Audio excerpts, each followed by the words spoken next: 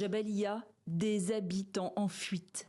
L'armée israélienne encercle totalement ce camp de réfugiés dans le nord de la bande de Gaza. Face aux menaces israéliennes, la défense civile annonce ce jeudi cesser ses activités de secours dans ce secteur. L'occupation a kidnappé 5 membres de notre personnel et 3 membres de notre équipe ont été blessés alors qu'ils quittaient les lieux après avoir été pris pour cible par un drone.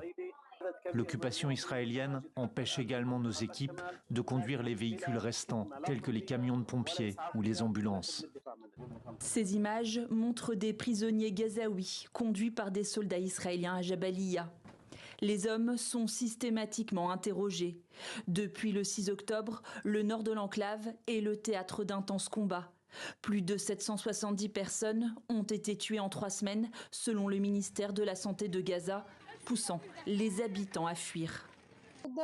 Sur le chemin, les chars ont projeté de la poussière sur nous et les soldats ont commencé à nous maudire en disant « Alors, ils sont où, Sinouar et Aniyeh ?» Nous ne savons pas ce qui va arriver à nos enfants. Ils ont arrêté tous les jeunes.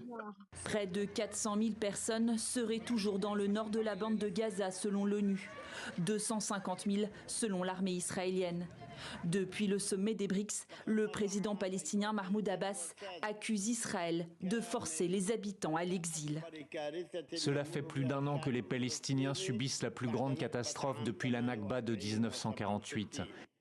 La guerre israélienne dans laquelle sont commis des crimes de génocide et de nettoyage ethnique dans la bande de Gaza.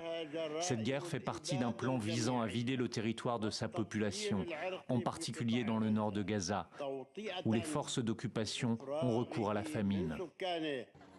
Les autorités israéliennes annoncent qu'elles vont faciliter le passage de l'aide humanitaire vers le nord, mais ONG et habitants assurent que la situation reste la même sur le terrain.